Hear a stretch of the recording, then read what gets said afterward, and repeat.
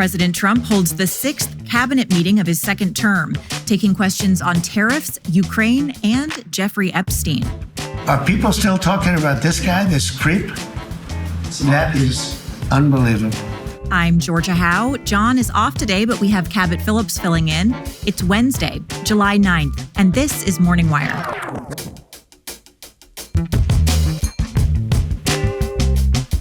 Six days after the deadly Texas floods, the community wants answers. What failed and who is to blame? Didn't have any alerts until the water was already inside the house. And the Trump administration denies any plans for amnesty, but hints at flexibility for illegal immigrant farm and hospitality workers. I won the farmers by 92%, and I'm not going to be abandoning my farmers. We were strong on the borders, but we're also strong for the farmers. Thanks for waking up with Morning Wire. Stay tuned. We have the news you need to know. You know that nagging feeling about the doctor's appointment you've been putting off forever? Maybe it's that dentist cleaning you're now 6 months overdue for. Whatever it is, today might actually be the day to stop procrastinating. With Zocdoc, you can find and book the right doctor entirely online, and honestly, you'll probably have an appointment booked before the end of this ad. Zocdoc is a free app and website where you can search and compare high-quality, in-network doctors and click to instantly book an appointment. They've got over 100,000 doctors across every specialty you can think of: mental health, dental, primary care, urgent care, you name it. The best part is you can filter for exactly what matters. Doctors who take your insurance are nearby and have great ratings from actual patients. Most appointments happen within 24 to 72 hours, but you can often get same-day slots when you need them. So stop putting off those doctor's appointments and go to Zocdoc.com/wire to find and instantly book a top-rated doctor today. That's ZocDoc.com/wire, Zocdoc.com/wire today. President Trump offered new details on tariffs, support for Ukraine, and Jeffrey Epstein during a wide-ranging cabinet meeting on Tuesday. Daily Wire senior editor Cabot Phillips has more. So, Cabot, the president touched on a lot of topics yesterday. Get us up to speed. Well, cabinet meetings traditionally take place behind closed doors, but on Tuesday, President Trump spent nearly the first 2 hours of his meeting taking questions from the press. For context, that is longer than every single Biden cabinet meeting combined across all 4 years of his presidency. The president started by addressing the flooding in Texas, which we'll get to next, and then from there devoted much of his time to discussing his new plan for tariffs. Right, so there was a lot of back and forth on tariffs. Where did things land?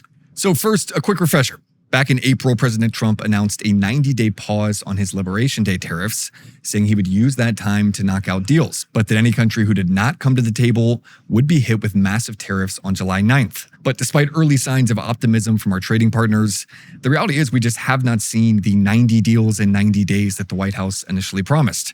To date, the only countries with formal, finalized trade deals are the UK and Vietnam. The White House insists that they're approaching the finish line with the EU, India, and Cambodia, among others, but they clearly need more time. So on Monday, the president signed an executive order extending the tariff deadline to August 1st. And in an effort to speed up negotiations in the meantime, he sent letters to a dozen-plus countries, with more on the way, saying that without a deal, they would face enormous tariffs on August 1st. And if they raise rates in response, the U.S. would go even higher. On Tuesday, we heard from Treasury Secretary Scott Bessent, who gave details on how much revenue the existing tariffs have already brought in. We will have taken in about $100 billion in tariff income thus far this year, and that's with the tariff, the major tariff not having started till the second quarter.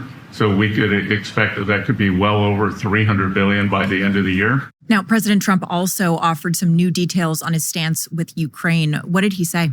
So throughout the last 6 months, the president has started to cut off the amount of support that the U.S. has sent to Ukraine. But with Moscow stepping up their attacks on population centers in Ukraine and then Putin repeatedly backing out of peace talks, the president is making an about-face of sorts, announcing that the U.S. will now resume weapon shipments to Ukraine. We want to put defensive weapons because Putin is not treating human beings right. He's killing too many people.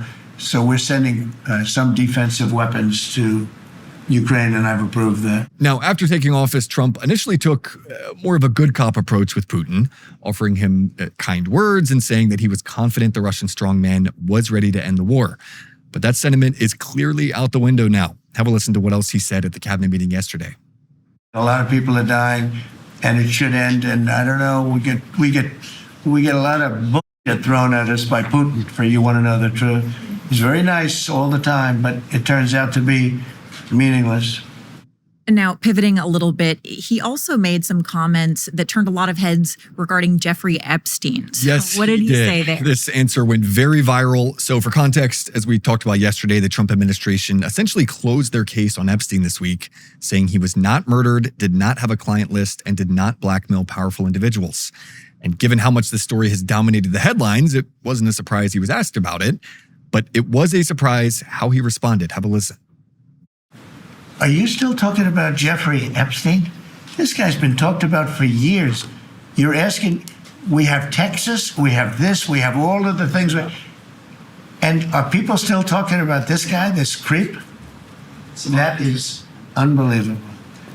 Do you want to waste the time and do you feel like answering? I don't mind answering. I mean, I can't believe you're asking a question on Epstein at a time like this. Now, that response, it's worth noting, angered a lot of people, including many people in his base, who highlighted comments from Trump himself on the campaign trail where he vowed to provide total transparency on the evidence regarding Epstein.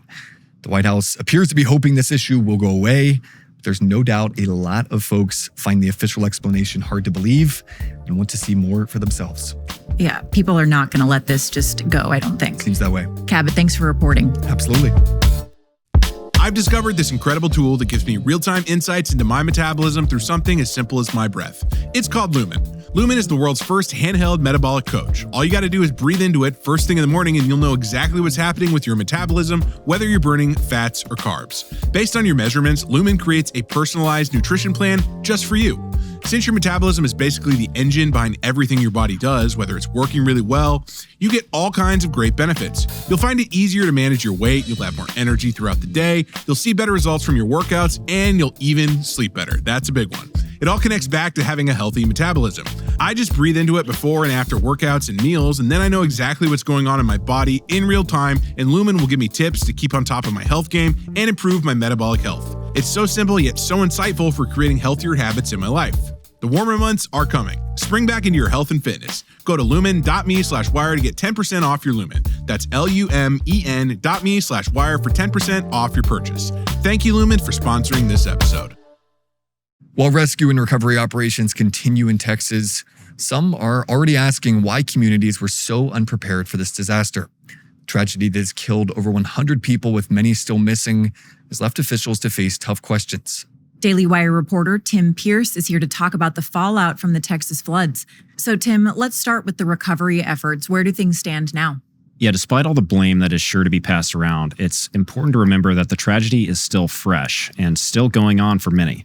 People are still missing and searches are taking place all over central Texas.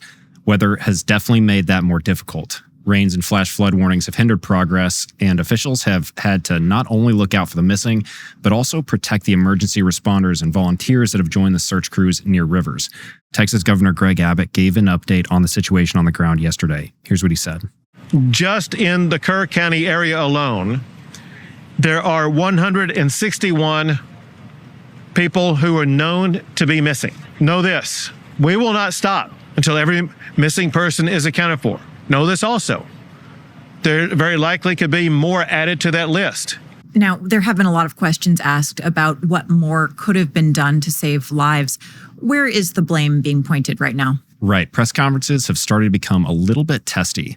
You've got local and national news reporters pushing officials to answer pretty pointed questions. In some cases, that's caused blowups like this one from the Kerrville County Sheriff's press conference. I think that the community here is asking these questions. What happened? When did it happen? Was the emergency manager awake at the time? Did they push the button to issue an emergency alert? Sir, it's not that easy when you just push a button, okay? There's a lot more to that. And we've told you several times. So did it happen, sir? I can't tell you at this time. Kerrville city manager had a few more answers for reporters on Tuesday. He talked about the thought process behind the emergency response and why the location and the type of disaster made this response so difficult. There's been the other question, and I'll just give this one out. Evacuations. Well, why don't we evacuate? Well, evacuation is a delicate balance, because if you evacuate too late, you then risk putting buses, or cars or vehicles or campers on roads into low water areas trying to get them out, which then can make it even more challenging because these flash floods happen very quickly. Now, what about the criticism that the National Weather Service was understaffed? Texas Senator Ted Cruz took some questions on that. I think there have been some eager to point at the National Weather Service and say cuts there led to a lack of warning. I think that's contradicted by the facts. And if you look at the facts in particular, number one, that these warnings went out hours before the flood became a true emergency level. But number two, the National Weather Service here, New Braunfels is where they were headquartered. They had additional manpower. In fact, they had 3 additional people working that night, anticipating that it was going to be a very dangerous weather situation. Important to note that even the NWS union, which has been very critical of cuts to the agency, says it does not believe the cuts made the Weather Service less prepared to handle this disaster. So we have heard that some counties have been very successful with early warning systems. Is that something that these counties are now looking into? Kirk County actually looked into getting a siren system a few years ago for situations exactly like this, but the idea never went anywhere because it was deemed too costly. Now the state government may step up to pay for the system if the local government can't. Here's Lieutenant Governor Dan Patrick on Fox News on Monday. Had we had sirens along this area, up and down, it's possible that would have saved some of these lives. And so if the city can't afford it, then the state will step up, and we need to have these in place by the next summer. Well, hopefully this tragedy will inspire some of these local officials to get a system in place. Tim, thanks for reporting. Thanks for having me. The Trump administration is again signaling a shift on how it's addressing illegal immigration in the farm industry. Here with the details is Amanda Prestigiacomo. Hey, Amanda. So there's been a bit of back and forth on this topic. Where does the Trump administration stand right now with regard to immigration raids on farms? Yeah, so currently ICE does have the go-ahead from DHS to continue worksite raids on farms to sweep for illegal immigrants. That directive was issued in mid-June, soon after the administration said that there would actually be a pause on those raids, as well as raids at hotels and restaurants. Now, while that directive to continue these raids does still stand, we are getting signals from the administration and Trump himself that there will be some nuance here when it comes to deportations related to farm labor in particular. Here's President Trump alongside Florida Governor Ron DeSantis talking to the press earlier this month about protecting farmers and empowering them with some of these decisions related to illegal immigrant workers. We want to take care of our farmers and hotel workers and various other people, and we're working on it right now, and Ron's going to be involved, and you're involved already. So we have a lot of cases where ICE will go into a farm, and these are guys working there for 10, 15 years, no problem. The farmers know them. We're going to put, it's called farmer responsibility or owner responsibility, where they're going to be largely responsible for these people. And they know these people. They've worked on the farms for 15 years, and all of a sudden so I have a great, Ron does, Christie does, we have a great feeling for the farmer and for others in the same position. And we're going to give them responsibility for people. And we're going to have a system of signing them up so they don't have to go. They can be here legally. And here's Trump echoing that message just days ago at a rally. And interestingly, he does reference potential backlash from what he calls his radical right supporters. We're going to put you in charge. We're going to make you responsible. And I think that that's going to make a lot of people happy. Now, serious radical right people, who I also happen to like a lot, they may not be quite as happy, but they'll understand, won't they? Daily Wire White House correspondent Mary Margaret Olahan was able to ask Agriculture Secretary Brooke Rollins just yesterday about illegal immigrant farmhands. Rollins made clear that there would be no mass amnesty, though she did say the administration will be handling these deportations strategically to avoid any food supply issues. To your question about mass deportations, the president and I have spoken about that once or twice, and he has always been of the mindset that at the end of the day, the promise to America to ensure that we have a 100% American workforce stands, but we must be strategic in how we are implementing the mass deportation so as not to compromise our food supply. So no amnesty under any circumstances. Mass deportations continue, but in a strategic and intentional way as we move our workforce toward more automation and toward a 100% American workforce. Now, back in mid-June, Rollins expressed her full commitment to the America First agenda, but she did say that deportations were going to be prioritized in a way to avoid, quote, severe disruptions to our food supply. Now, for some context on that, some reports, mostly out of California, said that illegal immigrant farm laborers stopped showing up to work out of fear of deportation and crops had gone unharvested. One report cited numerous farm supervisors who said that the number of workers dropped dramatically since raids started in California. So instead of 300 workers, one supervisor said there were only 80 people who showed up.